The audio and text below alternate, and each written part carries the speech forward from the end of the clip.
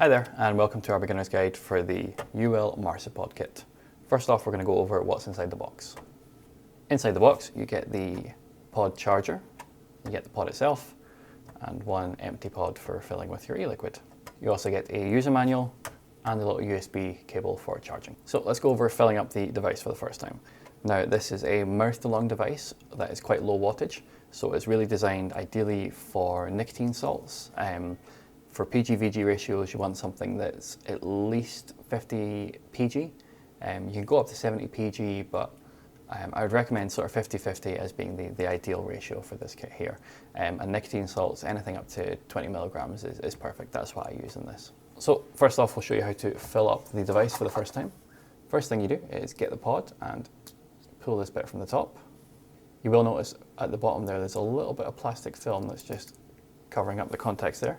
Make sure you remove that or it won't work later on. Next up, on one side here, there's a little rubber fill port. You just want to grab that and open it up like so, and that's the fill hole there. So we'll grab our e-liquids, pop the nib right inside there, and give it a little squeeze, and you'll see the pod starting to fill up with liquid. Once that's mostly full, pop that to one side, make sure that's off nice and sealed, and we're going to leave that standing upright for about 10 minutes or so, just to let the liquid soak in. So we'll come back in 10 minutes. Right, that's been about 10 minutes. So next we're going to take the pod, push that down, make sure it clicks in there, and then just take a puff.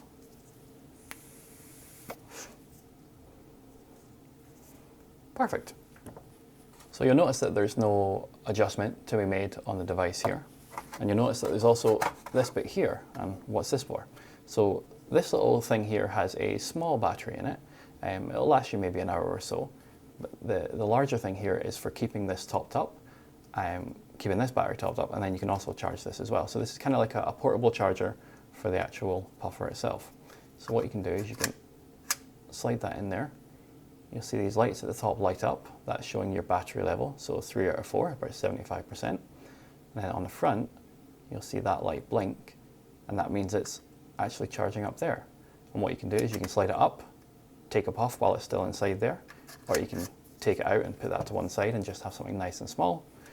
When you're done with it, you can pop it back in there, clip it down, and it'll start charging it again. What this means is that it's always fully charged, which is nice, and it's always giving you the best possible puff. When you need to charge this whole thing up, you can use the little charge port there, and you'll see these lights blink and flash and slowly get their way up to the top. When the small device is completely out of battery, this little light will turn red when you try and puff it. Like I said, it's probably about an hour of full use maybe, but that doesn't matter because you can always just carry it around inside there and it's always keeping itself charged up. If you're keeping it in here, you should get pretty much a whole day's worth of use out of the device between charges.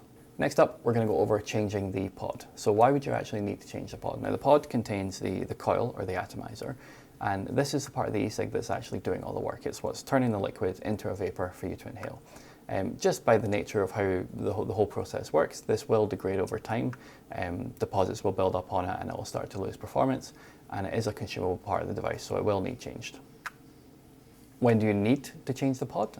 So it varies based on a couple of things, based on your personal usage, the sweetness of the liquid you're using, but anywhere between 5 to 14 days is a good estimate for most people.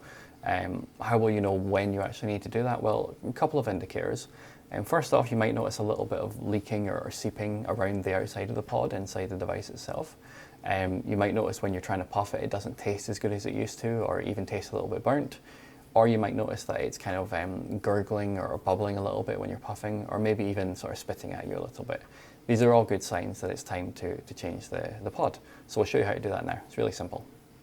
So all you do, take this out, take the old pod out, throw that away, grab a new one, fill it up just like we did at the start, wait 10 minutes, pop it in, and then you're good to go again. As simple as that, really, really easy. So that's everything. If you have any other questions, don't hesitate to speak to one of our expert staff members in store or contact us online. Thanks.